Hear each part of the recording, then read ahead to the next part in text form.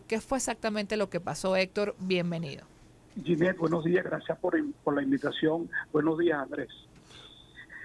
Sí, Ginette, efectivamente, el anuncio hecho por el presidente de la República, mediante el cual informó que iba a eliminar el gravamen del 2% por operaciones en bolívares, no resultó siendo una eliminación en temas, digamos, estrictamente legales. Lo que hizo el Ejecutivo Nacional fue tomar una disposición de la ley del impuesto a los grandes transacciones financieras que establece que la alícuota aplicable para operaciones en bolívares podría ser entre 0 y 2%, y mediante este decreto presidencial aplicó una tarifa del 0%. ¿Qué significa que haya habido una reducción de la tarifa? Para muchos es difícil entender que haya una tarifa del 0%, Ajá. Pero eso es así desde el punto de vista legal. ¿Qué supone esto? Que el impuesto sigue estando vigente, solo que ha de aplicarse una tarifa del 0%. ¿Cuáles son las consecuencias de esto en la práctica? En la práctica está pasando que cuando está con una operación que podía estar afectada la semana pasada al 2% y hoy está afectada al 0%, técnicamente ese hecho imponible ocurrió y por lo tanto usted estaría obligada por ley a declararle al CENIAT ese hecho imponible, aunque la tarifa aplicada será de 0% y no te dé impuesto a pagar, ¿verdad? Fíjate lo contradictorio de este procedimiento, Ginés, que hoy que corresponde comenzar a declarar el IGTF correspondiente a la primera quincena del mes de julio, Ajá. Fecha en que estaba vigente el 2%, me están informando que el portal, que en el CENIAT, bloquearon la opción de declarar el 2%. Es decir, el CENIAT confunde la entrada en vigencia de la tarifa del 0% con la obligación de declarar lo que corresponda al periodo pasado.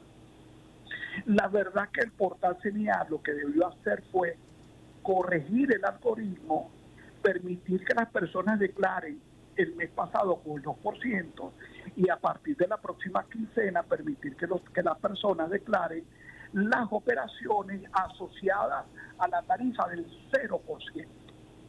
Nada de eso está ocurriendo en la práctica. En la práctica hubo una derogatoria completa de la norma, cuando en realidad lo que hubo fue un ajuste de la tarifa del 2 al 0%. Recordemos que estamos conversando con Héctor Orochena, licenciado en Ciencias Fiscales. Héctor, tomando en cuenta que la decisión legal fue reducir la alícuota, pero en la práctica, si uno ve como lo dijo el presidente Maduro y si uno ve cómo lo han asumido algunos voceros, incluso empresarios, pareciera que es que se deroga el IGTF en bolívares.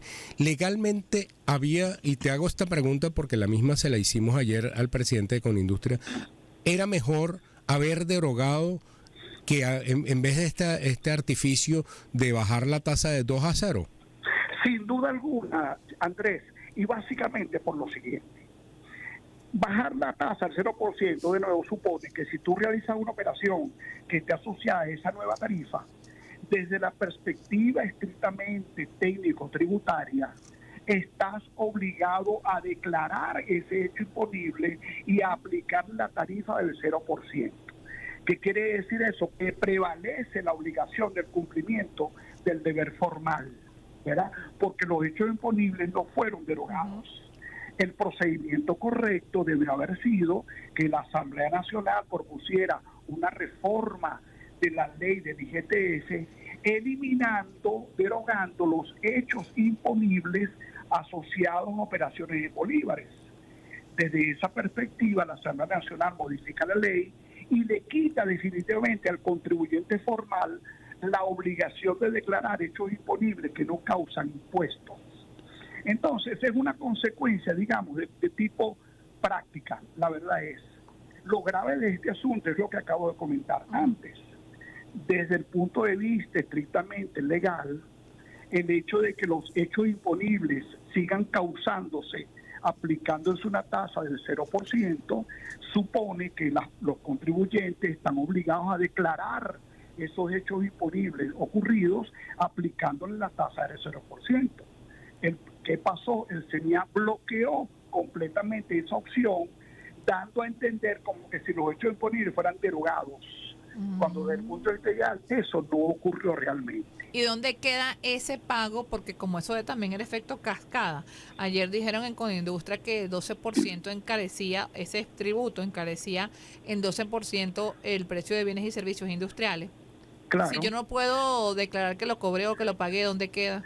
Bueno, es que, fíjate, se supone que si tú hoy eres un contribuyente especial y haces una operación que te afecta, que tuvo hasta ayer, afecta al 2%, se supone que hoy ya ese impuesto no lo vas a pagar. Por lo tanto, desde el punto de vista, digamos, financiero, cabe la posibilidad de que ese efecto adverso que te produce en tu flujo de caja, tener que pagar un 2% de impuesto cuando haces operaciones en bolívares, cuyo gasto además tiene la gravedad de que no era deducible el impuesto a la renta, se supone que para ti empresario te va a producir un ahorro financiero y en consecuencia un ahorro fiscal, lo cual puede tener una incidencia positiva en el mejoramiento de los precios. Vale decir, las declaraciones de donde se hablaba de que el IGTF como impuesto general tenía una incidencia del 12% en los precios, es porque se supone que todas las operaciones, sean en bolívares o sean en dólares, causaban el impuesto, una al 2% y otra al 3%, y dado que ese impuesto primero te afecta severamente el flujo de caja y luego ese gasto no es deducible el impuesto a la renta, pues la naturaleza financiera de cualquier tributo supone que cualquier impuesto de una estructura de costos termina siendo un costo más. Por lo tanto, debe ser recuperado a través del precio de venta. A eso que se refiere eso del 12%. Se supone que al eliminar el 2%, la incidencia sobre los precios de cara a futuro tendrá que ser menor. Y eso dependerá fundamentalmente de los eslabones comerciales que hayan en cada cadena de comercialización. Mientras más operaciones se hagan en moneda extranjera, esa incidencia no bajará. Si lo que se supone va a pasar en este momento, que con la eliminación de la alícuota del 2% para operaciones en bolívares, lo que puede estar pasando es que muchos empresarios se vean estimulados a dejar de pagar en moneda extranjera para hacer un esfuerzo y pagar en bolívares, para ahorrarse el 3% que se causaría por la operación en moneda extranjera. Eso supone en la práctica, o digamos desde el punto de vista conceptual, más bien una mejoría en el flujo financiero de las empresas y en consecuencia eventualmente podría mejorar los precios en algo, digamos. Recordemos que estamos entrevistando a Héctor Orochena, licenciado en Ciencias Fiscales, a propósito de estas consideraciones técnicas con esta decisión del IGTF. Héctor, también dentro de las declaraciones que se han dado, una tiene que ver justamente con la posibilidad que el consumidor final pueda apreciar un menor precio en un artículo, pero también he escuchado el alegato de que esto justamente porque elimina presiones en el flujo de caja de las empresas, mejore la rentabilidad. Entonces, sencillamente, el precio de un artículo o un servicio va a seguir siendo el mismo, pero la ganancia para el empresario va a tener un margen mayor. Es probable, es decir, puede pasar de todo, Andrés. Desde empresas que entiendan que un ahorro en la caja del 2% puede estimular una baja de precio, lo cual va a estimular el consumo del producto, hasta quienes consideren que no, que ese ahorro es un ahorro de caja y que tiene la posibilidad de mantener el precio del producto mejorando su rentabilidad. Es decir, ahí hay un margen muy grande donde cada empresa, cada sector económico, digamos, manejará su política de forma particular. Creo que las dos cosas pueden ocurrir. Estoy convencido que pueden ocurrir cosas o casos de empresas donde ese ahorro del 2% les estimule a bajar un poquito el precio para estimular la demanda de ese precio, o habrá personas que digan, no, yo lo que mi ya mermada rentabilidad va a mejorar en algo, manteniendo el precio porque me estoy ahorrando apenas, el 2% de una carga fiscal que hoy por hoy es absolutamente insostenible para muchas empresas. Fíjense, Andrés y Héctor y oyentes, ayer cuando con la industria dijo que en 12% encarecían los precios o los costos, ¿no? Sí, sí. Dijeron, exactamente, en 12% encarece en productos, estos productos y servicios, el IGTF en Bolívar, lo que va a hacer la industria, ¿no? Entonces yo pregunté, ¿sería correcto decir entonces que en 12% podrían bajar los precios de esos productos y esos bienes y esos servicios? Y me dijeron, no, es incorrecto. Claro, precisamente porque, a ver, lo que debemos estar claro en Venezuela es que el 2% por el IGTF es una pequeñísima parte de toda la enorme carga fiscal que soportan los contribuyentes en general, el país en general. Acaba de entrar en vigencia la ley de pensiones que establece un gravamen del 9% sobre el monto de la nómina. Eso es bastante más que el 2% del IGTF. Entonces, para algunas empresas, este pequeño ahorro, que sin duda es un ahorro en la caja, de eso no hay duda, es posible que solo esté mejorando la mermada caja de las empresas y la mermada rentabilidad de las empresas. No significa que hay un ahorro significativo que puede estimular una baja de precios, cosa que tampoco se descarta. Es decir, de nuevo, cada empresa mirará su estructura de costo y evaluará desde la perspectiva financiera si esa merma del 2% puede estimular una baja de precios que tenga como consecuencia futura una mejor demanda de su producto. Es probable que se esté manejando esa variable, pero también es probable que se diga, bueno, una merma del 2% dentro de la enorme carga fiscal, lo que va a hacer es que mejoren algo mi utilidad y prefiero mantener los precios aunque siga pagando el impuesto a la renta sobre el monto total del precio y sobre la mejorada utilidad que se tenga. Cualquiera de los dos escenarios es posible. Yo creo que cada empresa, cada sector evaluará en forma individual y particular los efectos que producirá esta medida del gobierno. Héctor, este impuesto para efectos de declaración y de cobro está funcionando similar a como el que llegó a existir del débito bancario. Este es un débito bancario, Andrés, con otro nombre.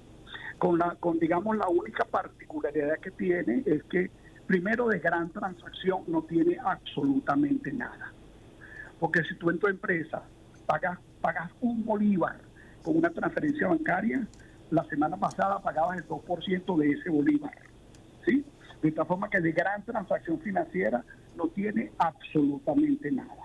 Y luego, la otra diferencia respecto a aquel IDB es que solamente es aplicable a los contribuyentes especiales. En todo lo demás es un impuesto al débito bancario. Ahora también otra de las aspiraciones de los empresarios es que se vuelva al esquema de declaración del IVA cada 30 días. ¿Lo es posible? Aseguran que está por darse. Es probable, y la verdad que es una medida absolutamente racional, porque la verdad que fíjate, debemos recordar una cosa bien interesante. Cuando se cambió el periodo mensual a semanal, hubo un decreto presidencial que así lo estableció. Se cambió de la alícuota mensual a la alícuota semanal. Luego, en una locución presidencial, se anunció que ese periodo semanal se extendía a quincenal. Pero no existe ninguna norma legal que haya establecido ese cambio de periodo. Simplemente lo anunciaron y así entramos en la práctica de declarar de forma quincenal. La verdad es que la declaración quincenal para los contribuyentes especiales es un enorme inconveniente operacional, porque detrás de esa declaración quincenal está la declaración del IVA, las retenciones del IVA, el impuesto a las grandes transacciones financieras, por el solo hecho de que asocian todas estas operaciones al calendario de contribuyentes especiales. Entonces lo que hacen es generar una carga operacional y de cumplimiento de derechos formales bastante pesada para los contribuyentes. Yo no manejo estadística de cuánto mejoraría, digamos, el flujo de caja del gobierno, más no la recaudación, porque le haría lo mismo recaudar mensualmente que recaudar quincenalmente. La única diferencia para el gobierno es que él recauda cada 15 días y en la práctica lo que le está es mejorando su flujo de caja, pero igual va a recaudar la misma masa de dinero si lo hiciera de forma mensual. De tal forma que no hay una razón técnica para mantener un periodo quincenal. Lo racional sería entrar en un proceso de declaración mensual que le alivie la carga operacional a las empresas sin sacrificar la recaudación que el SENIA debe tener por efectos de las declaraciones de impuestos. Héctor, en lo que tiene que ver con la operatividad del impuesto que se paga por pensiones que comenzó el mes pasado, ¿ha tenido algún tipo de complicación para las empresas para efecto de...? Absoluta. Fíjate tú que ha sido tan grave la implantación de este tributo. La propia ley establece que para pagar este tributo tú tienes que haber pagado una nómina, ¿verdad? Si tú no tienes nómina, por supuesto no se causa el impuesto, por lo tanto no hay impuesto a pagar. Eso lo establece la propia ley. Luego, cuando se desarrolla el instructivo para declarar, en el instructivo se establece claramente que para declarar el impuesto tiene que haber pagado nómina. Tú cargas el número de trabajadores, cargas el monto de los que le pagaste a los trabajadores y el sistema te calcula automáticamente el 9%. ¿Cuál es la sorpresa? Que la administración tributaria le está exigiendo a los contribuyentes que si no tienen nómina, que declaren por lo menos un trabajador. Pero si yo no tengo trabajadores, no tengo nada que declarar. Y la administración tributaria a nivel nacional le está exigiendo a los contribuyentes que tienen la obligación de declarar por lo menos un trabajador, aún para las empresas inactivas. Hoy estoy recibiendo mucha información que el mes pasado muchas empresas declararon en cero o declararon o no hicieron la declaración porque como no pagaron nómina, no estaban obligados a declarar. Nos estamos encontrando con una noticia que el SENIA está bloqueando aquellas empresas que no presentaron el mes pasado la declaración del patrimonio. Y muchas de estas empresas no estaban obligadas a declarar porque no tenían trabajadores. Entonces imagina tú la violación del derecho que se está produciendo en Venezuela, porque la propia ley y el propio instructivo e incluso el mismo portal SENIA decía que no se debía declarar si no se tenía trabajadores. Los funcionarios obligan a las empresas a que declaren por lo menos un trabajador. Eso es absolutamente legal y eso está pasando hoy día en Venezuela. Bueno, muchísimas gracias, Héctor. Recuerda tus redes sociales para que la gente te siga, porque Héctor es auditor, consultor. Gracias, Ginés, gracias.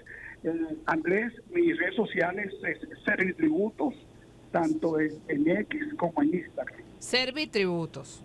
Sí.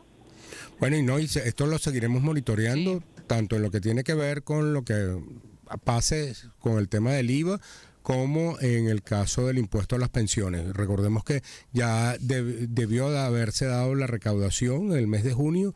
Hasta ahora el SENIA ni el superintendente han informado cuánto fue el monto que se llegó a recaudar. Amigos, vamos con publicidad. Tenemos que hablarles de